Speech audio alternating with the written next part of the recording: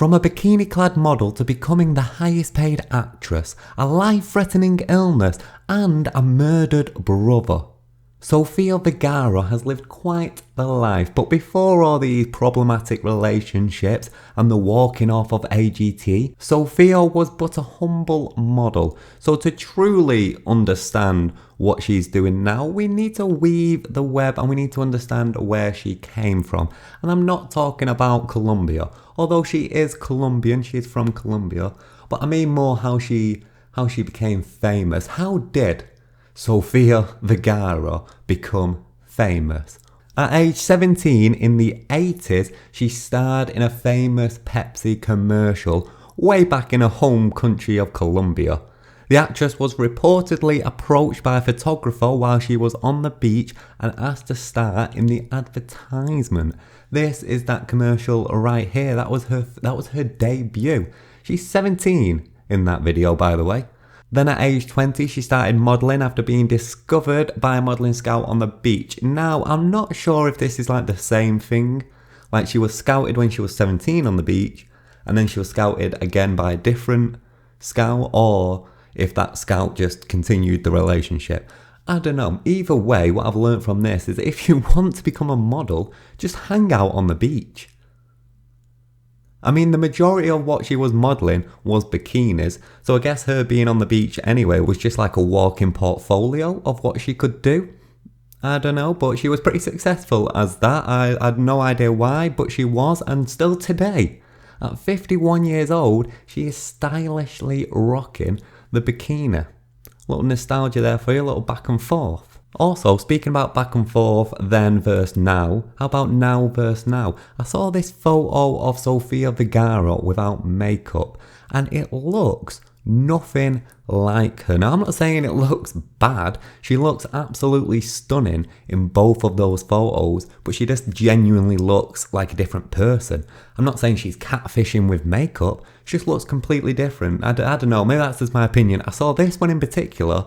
I cannot believe, and I still don't truly believe, that that is Sofia Vergara. Let me know in the comments what you think, if you think they look the same, or if you're like me and you think they look like completely different people. I would love to know.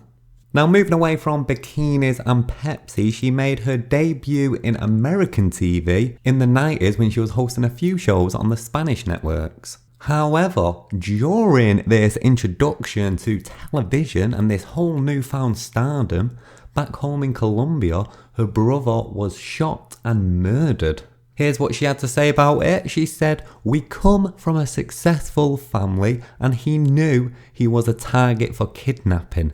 He always had bodyguards, then one day he went out alone and he was shot dead. I was devastated." Which is interesting that her family was already wealthy, so it's not quite the rags to riches story. I believe her mum was a homemaker and her father worked in like meat cattling, or we had a cartel of meat over there. She then moves over full-time in America, immigrates full-time to America, and starts moving up, continuing doing the hosting of these Spanish networks on American TV, really starting to make a name for herself. But the struggles, they did not stop there. At age 28, during a routine checkup at the doctors, she discovered she had thyroid cancer. And through countless hours of radiation treatments and eventually surgery, they managed to eradicate that threat. So during this time, she's still up and coming. She's a small TV presenter, but she's had a murdered brother and thyroid cancer. So even though she comes from quite a wealthy family, she did not have it the easiest. And then throughout the 90s and the early 2000s, she continued being this kind of low-level TV personality, way up until 2009 when she landed the role of Gloria in Modern Family, the sitcom which aired from 2009 to 2020. This is when she really made a name for herself. This is where a lot of people know her from. The show went on to win 5 Emmy Awards for Outstanding Comedy Series. Sofia herself went on to receive 4 consecutive Golden Globe and Emmy nominations for the Supporting Actress category, and Forbes named Vergara as the highest paid female actress in the world in 2020. And if you're wondering what it takes in the year 2020 to become the highest paid female actor, it is 43 million. That's how much she was making a year. All from being scouted on a beach. Which makes sense, actually. Not the scouting on the beach, but the highest paid actor. Because not only was she doing Modern Family, but this is when she also became a judge on America's Got Talent. Now, AGT pushed her into a whole new light because it showcased a way more of her actual personality as opposed to her just playing a character, which was great. She was hilarious. She went on to do all these interviews, which are really funny. If you ever want to see any of them, just write in Sofia Vergara best bits on YouTube, best interview bits, comedy, funny thing, YouTube. Search, you'll find some. She got this 5-second rule with Ellen DeGeneres, which is funny. As well as movies, she started getting more movies where she could show more of who she was, like Hot Pursuit, absolutely hilarious. And all that really came, in my opinion, from America's Got Talent, because that's when she was really able to shine. Speaking of AGT, do you remember this golden buzzer of hers? It was Maya's. It was Maya's or Maya's? Maya's. I'm actually working on a new America's Got Talent Golden Buzzer Moments video, which is when I came across that video, which is when I got thinking about Sofia Vergara and how she became famous and what she's doing now. Hence this video. So I'm working very much backwards, but point being, that was a sick golden buzzer. And hey, if you want to click my golden buzzer, you absolutely can. There's a little box here somewhere. It's like a little rectangle box. It says subscribe in the middle of it. Just click that. That's my golden buzzer. That'll send me right to the YouTube final. And if you've already clicked that, just do something else. Click like or share or something. I always try and point at these and I get them the wrong way. I'm saying subscribe is right here, and then like is there. Dislike is over there. Just ignore that one completely, and that'll be great. So just to recap, she's really living the solid life now. We're in like 2020, 2021, highest paid actress, 43 mil per year. Things are fantastic. She's got over the cancer, she's got over the death of her brother, hopefully. But wherever there is an up, there must be a down. And although she's had a relatively problem-free career, things recently started to go downhill in the life of Sofia Vergara, and I'm not talking about her quitting AGT.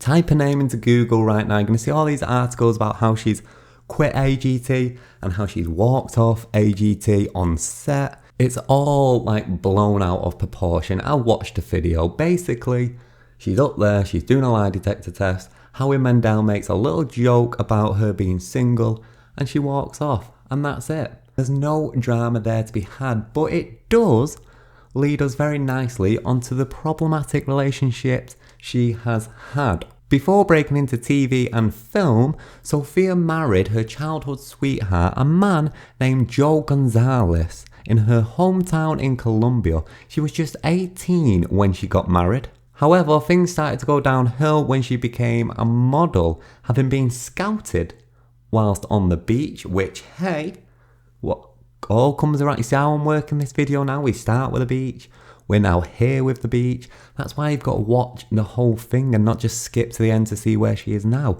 because you won't understand these little throwbacks. Anyway, she's scouted on the beach. That's when she was 17. She gets married when she's 18, but now her career, she's starting to get all these opportunities. The couple ended up having a baby together, Manola Gonzalez Vergara, who is now 31 years old.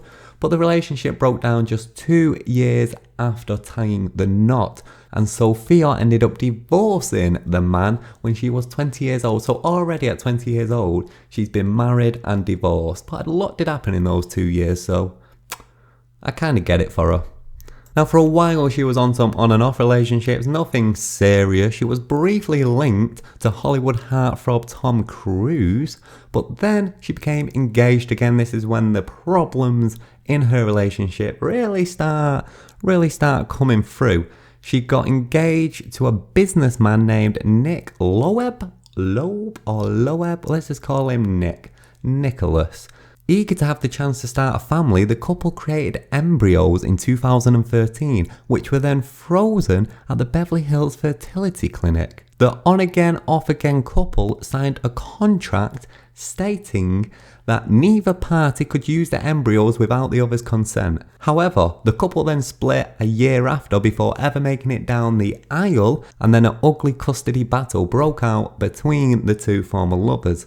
Basically, Sofia did not want Nick to bring the embryos to term, and Nick, who was very pro-life, wanted to put them in a surrogate. So they took the fight to court, and this was going on for absolutely years. Nick filed a right to live lawsuit against Sofia and claimed that the embryos, which he had already named Emma and Isabella, were being deprived of an inheritance trust that he created for them. So he's saying that they can't get, Emma and Isabella can't get their money, even though they're not even alive. They're blooming well embryos. Finally, in 2021, so this is still very much recent, the judge ruled in Sofia's favour and imposed a permanent injunction to stop Nick from accessing the embryos. Unwilling to accept this, Nick is now suing the fertility clinic, the one in Beverly Hills, claiming that his doctors never made him aware that the embryos could be destroyed or that Sofia could block him from accessing them if they ever were to split up, which they did. And during this whole years of fighting about this, much dirty laundry was put out into the media. A lot of things was aired during the dispute, including an explosive letter that Nick penned, which revealed that they used to always have screaming fights throughout their relationship. The letter, which was filed in court, said that Nick branded Sofia as classless because she was speaking in her mother tongue at the dinner table and accusing her of attempting to humiliate him. He wrote, "What I do not like and what I will not put up with anymore is the Spanish.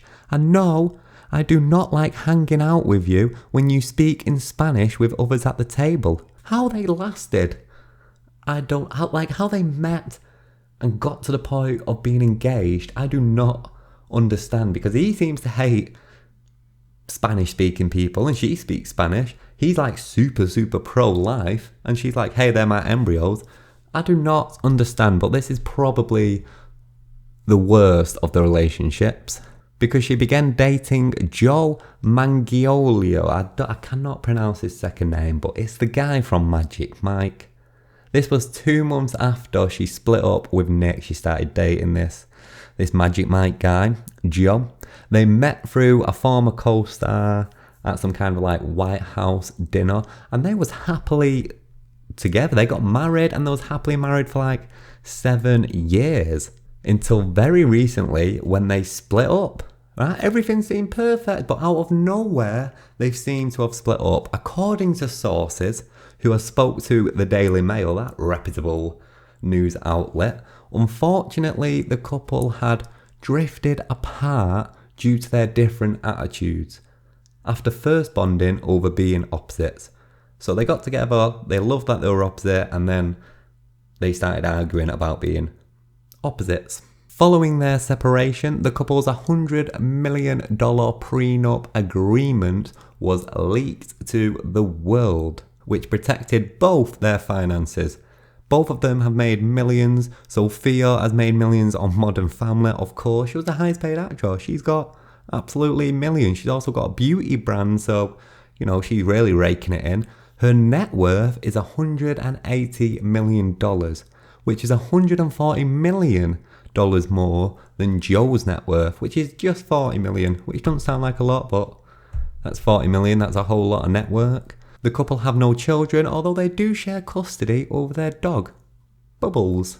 So Troubles in Paradise, all is well for 7 years, and then all is suddenly not well again, which leads us up to right now and what Sofia is doing. Is she going to continue work now that she's a single lady, or is she going to spend some time to focus on herself?